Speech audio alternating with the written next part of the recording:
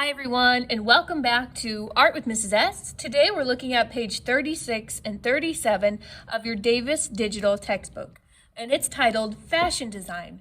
Artists play with materials to create clothing. What kinds of clothing do you see here? What unusual materials do you see? On page 37, it's showing us now how to design shirts, skirts, and pants. So what I did to help me out today, I kind of gathered all my materials. I have some scrap paper, any color is fine. If you don't have construction paper, you can still pick up an art kit at Haley Elementary, just call the office. And there's actually different colors like this, or you could also use a notebook and do the coloring and then cut them out after drawing them. I also made a person. The book does not tell you need to do that, but I thought that'd be very helpful to get the clothing and the proportion and the size down. So all I did was find kind of a skin tone paper. You can do brown, white. I do have this beige. This is some nice homemade paper, but any color's fine. It doesn't even have to be realistic or true to your skin tone. This is kind of like a gingerbread shape, so I just have a head, arms, and legs, but really it's up to you. I also have my scissors. I have something to draw with. I picked out a marker so you could see it really good. A pencil works just fine, or any crayons, and then a glue stick. If you have bottled glue at home, that'll work fine for this too. Again, if you picked up those art kits, you should have some type of scissors, and you should also have glue, but those are also on your supply list for the school year, so you should have those at home, and hopefully you're gonna be ready to make art today. So I'm gonna get that person shape kind of cut out first. If you don't even want to cut it out and just glue your clothing right onto that person, you could do that too. You could draw right into a sketchbook or notebook or scrap paper, and you can have a place to put your fashion design from today. All right, so I have this person. And you could even, if you don't like seeing those marks, you flip it over on the back. If you want to add hair and a face and shoes and hands, that is up to you too. But because the focus today is on designing shirts and skirts and pants, I wouldn't worry too much about those things. I'm going to try to get my proportions down. If it helps you to do the clothing first and then your person, you could do that as well. So I'm looking at, it's giving me some options to make a shirt.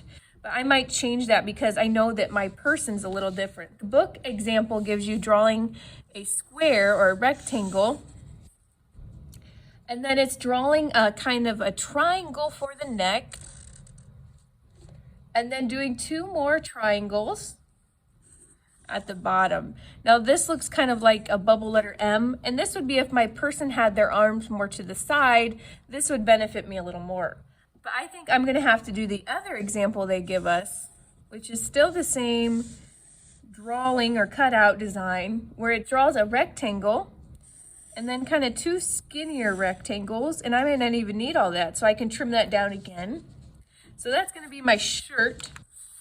And then it shows me with pants, there's two different ways too, and I always kind of start in the corner so there's less cutting. I'm drawing kind of a longer rectangle and another triangle down, but not all the way over. So these would be like pants or capris. The other example is just a rectangle divided in two. So just making those rectangles for my two pant legs. Sorry, I got a little crooked there. For a skirt, I'm going to use the red. For a skirt, it's the same idea. You're drawing that rectangle, and I started in my corner, and then more triangles. So I can kind of make this kind of pencil skirt for my girl. You can do other clothing, you can do vests, you can do hoodies, you can do sweaters. But I kept mine from the book to give you that good, clear example. And then also showing you that shapes play a big part of how we would design clothes, or how it can make it easier to cut things out of construction paper. I'm going to show you how you can actually trim this up. So this one was the skirt. You may not want to make a skirt at all. You don't have to. This could also be many other things. You could shorten it to make a hat. If you see here too, this would cover the whole body, so maybe I could turn this into a dress. But if I wanted to be more of a skirt, I might have to hold it up to my little figure here. And I might have to trim that off. So now I have this skirt that fits my little person. I could turn that into shorts really easy too if I just add a triangle in the bottom. I'm going to keep my scraps in case I want them for something else. And then I don't know if I need the pants if I'm going to use the skirt. So I'm going to leave those for now. I wanted to show you this bottom one because I'd probably need the second example for the shirt. Always cutting out and away on the lines. We're going to cut these two. So this middle rectangle is meant to be the shirt, but you might have to hold it up to your person. You can work with changing them and overlapping them. There we go. Now I have a shirt. And if I'm looking at these sleeves for my person, they're a little too big, so I don't want them to have a long sleeve on today. I can cut those again in half and make a t-shirt.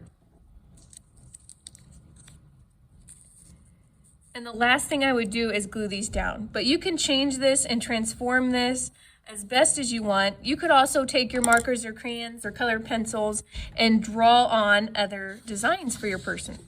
So I can't wait to see all of your wonderful fashion designs. Be very creative and don't be afraid to make a mistake or have to make those changes. And you don't even have to make the person. If you want to draw a person on a piece of paper and then glue these pieces on, you could do that too. I can't wait to see all these. Don't forget to share to Padlet with your first, last name, and costume feature. Thanks for joining me today.